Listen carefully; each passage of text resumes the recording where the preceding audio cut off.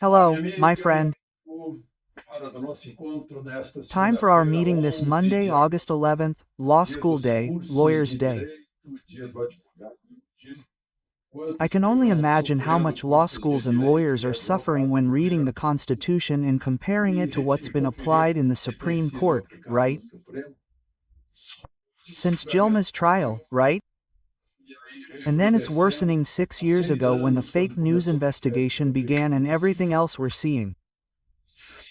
Well, I'm in Porto Alegre. I'm here at the hotel I always stay at, which is very well located, the Hilton Moinhos de Vento. And I came for the launch of my book, the one you already know, at the Santos bookstore, which is very close to the Hilton Hotel, right?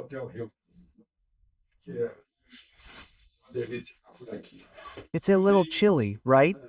But we feel welcome. Well, remember to subscribe and leave a like or dislike at the end. So, let's get to today's conversation.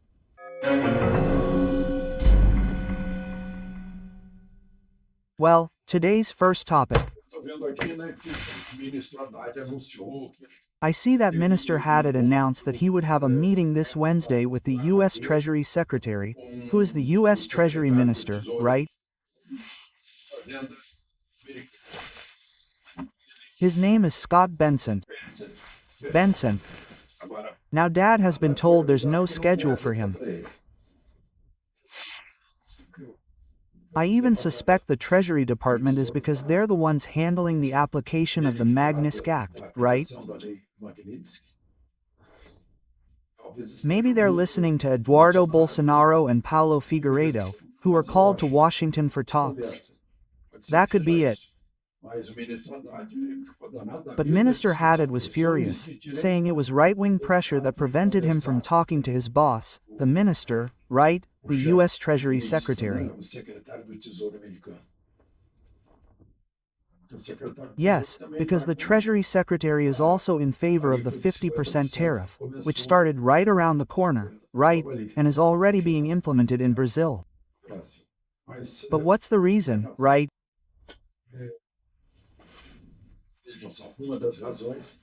Well, look, one of the reasons is in the newspapers, a survey showing that 119 people from January 8th were sentenced to up to 17 years in prison for a collective crime, right?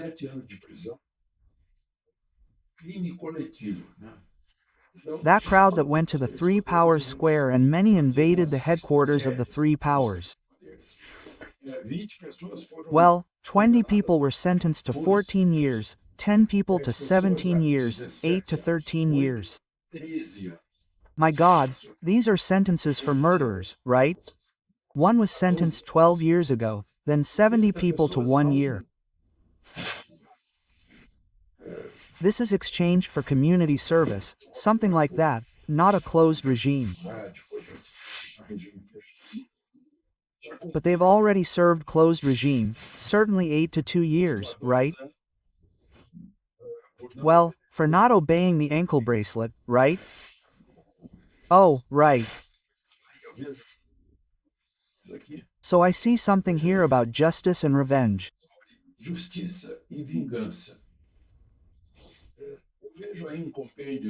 Well, I see military compendiums about the use of force in war. Well, it's a common saying that revenge shouldn't be considered in a war. Revenge is a terrible companion because it undermines morale, right? The reasons for a war, if it's a war of revenge. Just as revenge shouldn't mobilize police forces. Sometimes a police officer is killed, and the criminal is soon captured and killed. Revenge shouldn't mobilize police forces, those who use force in the name of the state, right? Now, much less justice.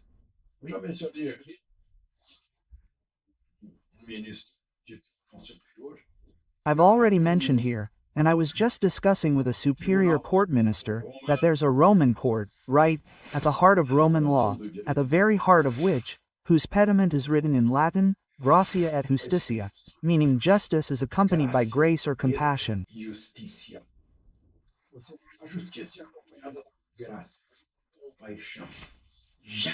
Never, never by revenge. And we see many acts there as if they were vengeful. And do you know why? Because the victim himself is the one investigating, right? The one accusing, the one denouncing, and the one judging. That's not justice, that's revenge. When it's the victim themselves, they can never be the judge, they can never be the investigator. They completely lose their impartiality, right? Well, but the problem is that the Chief Justice of the Supreme Court himself, Justice Barroso, has made several statements showing that the Supreme Court is no longer a department for enforcing the Constitution. The Constitution says it is. The Supreme Court is the guardian of the Constitution. So, here are Justice Barroso's statements, right? An active, independent court was necessary to prevent the collapse of institutions. This is what he said when he left office. The first one was the suspension of visas, if I'm not mistaken, the suspension of visas as an active court. The public prosecutor's office is the one that is active, the police must be active, right? But not the judiciary. I'm saying this on law school day, right? And a little earlier, in July, if I'm not mistaken, July 5, 2023, he said, the judiciary in Brazil is undergoing a dizzying process of institutional ascension.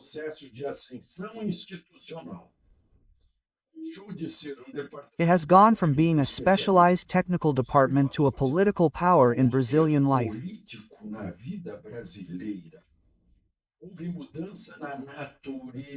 There has been a change in the nature, role, visibility, and expectations regarding the judiciary.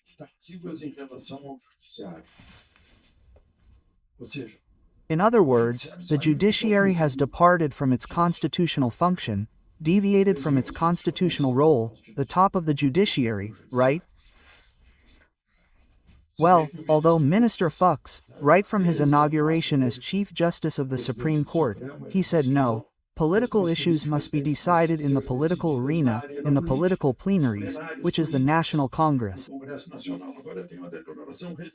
Now, there's a very recent statement from him saying, in a democratic state, the highest authority is Parliament. Of course it is, because if all power emanates from the people, the highest authority is the Parliament of the people's representatives. Isn't that obvious? That's obvious. That's elementary, right? And yet, when one wants to silence even Parliament, without asking whether it isn't the Parliament that represents national aspirations, right?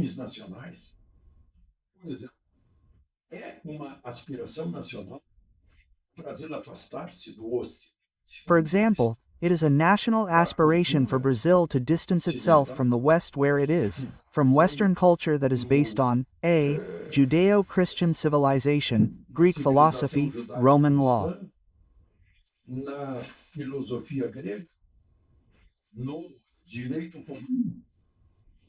These are the foundations of our civilization. Or we go to Confucius, to the other side of the world. That's what the Brazilian head of state is promoting, bringing with him his diplomacy in the division of the world.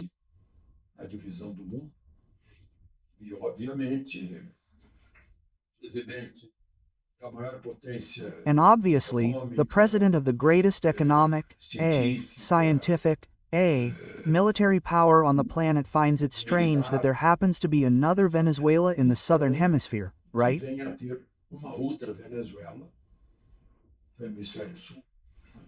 Surely he wouldn't want that. Hence the relationships, the reactions that are actually defending our Westernness. We are from Western civilization.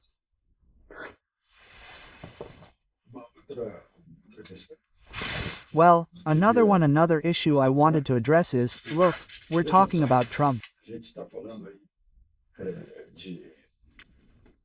Let's finish. I just talked about Trump. You guys, I already said here yesterday, Trump achieved peace after 30 years of war between Armenia and Azerbaijan. Azerbaijan, where is Baku? Those who study World War II know very well the importance of the Baku oil fields, right?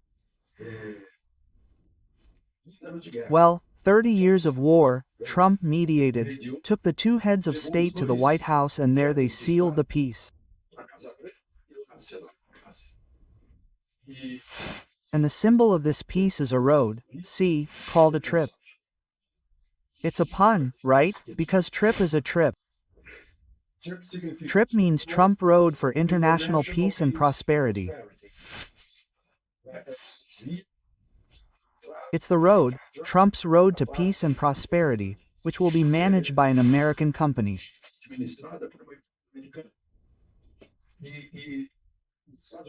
And the United States offers both countries, right, the means to maintain this peace and to seek prosperity as well. And you know where these two countries are, right? They border Iran on one side, on the other hand, with Russia, right? So, removing these countries from Putin's influence, this after having worked for peace between Pakistan and India, Thailand and Cambodia, right?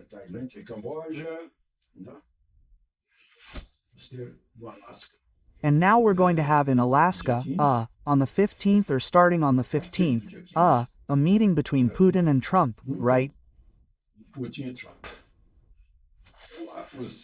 And the leaders who benefited from this peace are there, trying to nominate Trump for the Nobel Peace Prize.